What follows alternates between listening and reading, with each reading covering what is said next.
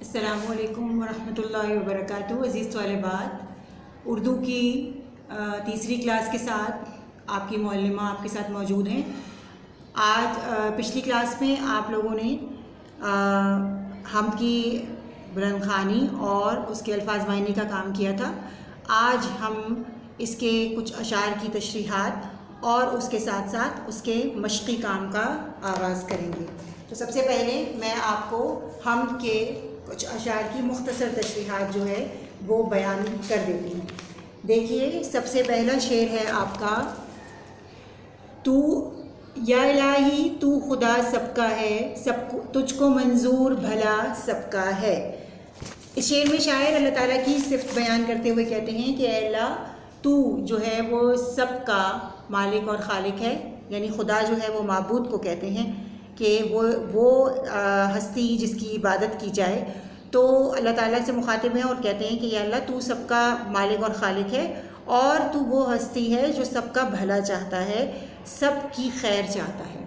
उसके बाद दूसरा शेर है, सारे आलम को बनाया तूने, अपनी कुदरत से सजाया तूने। पूरी कायनात, पूरी दुनिया जो है वो तेरी बनाई हुई है और तेरी ही कुदरत से सजी हुई है, यानी सब कुछ का जो है उस पर तेरी कुदरत छाई हुई है।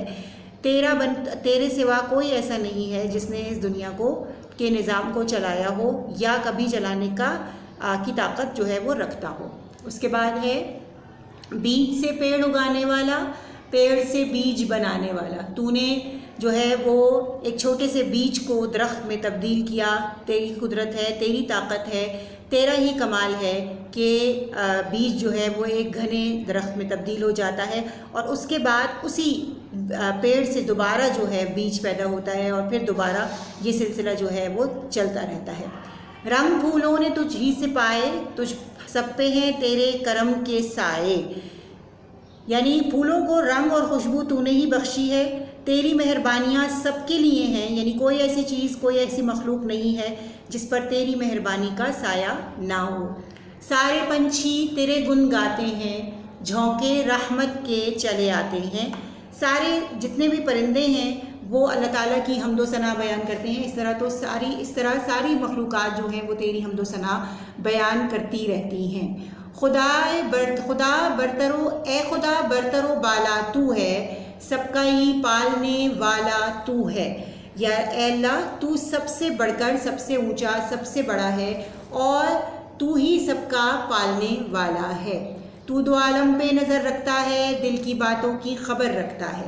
तेरी नज़र दोनों जहानों पर है, यानी तुझे हर बात का पता है, यहाँ तक कि तू लोगों के दिलों के हाल भी जानता है।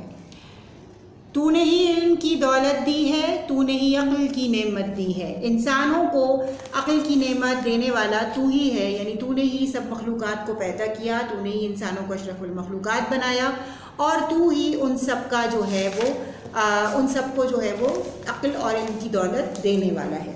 अब देखिए आप सब अपनी किताब का सफ़ा नंबर 6 जिस पर आपकी मश्क मौजूद है। ठीक है, अब मैं सवालात के जवाबात आपको बताती चलूँ। इन सवालात के जवाबात को आपने अपनी कॉपी के अंदर जो है वो करना है। जैसे देखिए, मार्जिन लाइन ड्रॉ की हुई है, मार्जिन लाइन के साथ फिर आप सवालात जवाबात की हेडिंग लगाएंगे। ऊपर आपने मश्क की हेडिंग लगा दी, उसके बाद आपने सवालात जवाबात की हेडिंग लगा दी और फिर आपने ब्लैक पॉइंटर से या ब्लैक पेन से आपने जो है वो बुक में दिया हुआ सवाल जो है सवाल नंबर 1 वो उतार लिया, यानी वो क्या है, हम किसे कहते हैं। हम की तारीफ़ आपको बयान कर चुकी हूँ। उसके बाद जब आप सवाल लिख लें तो सवालिया निशान डालने के बाद आपने दूसरी लाइन में इसी तरह मार्जिन लाइन के अंदर जवाब नंबर 1 लिखकर ब्लू पेन से इसका जो है वो जवाब आपने लिख लेना है। और वो जवाब क्या है कि हम उस नज़्म को कहते हैं जिसमें अल्लाह ताला की तारीफ़ बयान की जाए। बहुत अच्छे से उम्मीद है कि आपको हम की तारीफ़ जो है वो अब तक याद हो चुकी होगी। उसके बाद आपका दूसरा सवाल बिल्कुल उसी तरह आप ब्लैक पॉइंटर से अगली लाइन में अपना दूसरा सवाल लिखेंगे, नज़्म में दो आलम से क्या मुराद है, तो इसका जवाब देखिए।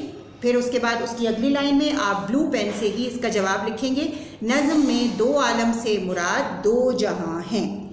उसके बाद अगली चीज़ जो है वो है अल्लाह ताला की अता करदा चंद नेमतों के नाम लिखने हैं आपने और इसी तरह आप जैसे देखिए मैंने ये सवाल बोर्ड पर इसका जवाब लिखा है। अल्लाह की अता करदा चंद नेमतें ये हैं। आप कोई भी 5 नेमतों के नाम जो है वो लिख दीजिए। मैंने सूरज, दरिया, दरख्त, फल फूल हैं, अल्लाह की नेमतें बेशुमार हैं, आप उनमें से कोई भी लिख सकते हैं।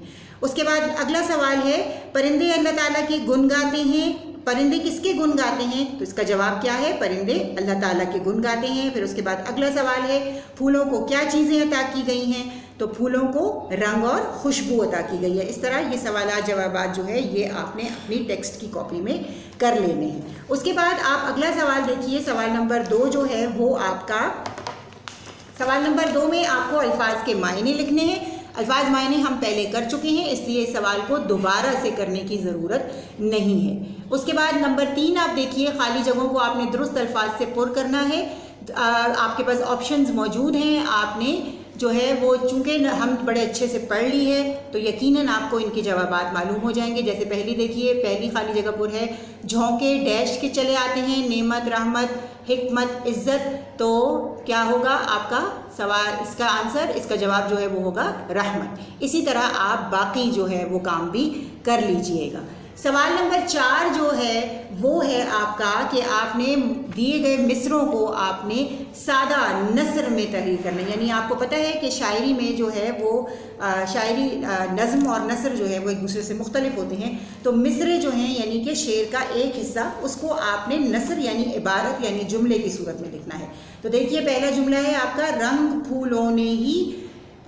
फूलों ने तुझ ही से पाए। इसका जवाब देखिए, पहली लाइन में आप ऊपर लिखेंगे किताब का जुमला उतारें, किताब से मिसरा उतारेंगे आप, और उसकी अगली लाइन में आप उसको नस्र में तब्दील करके लिखेंगे और वो क्या होगा, तुझ से ही फूलों ने रंग पाए। ठीक है। उसके बाद दूसरा है आपका, अपनी कुदरत से सजाया तूने।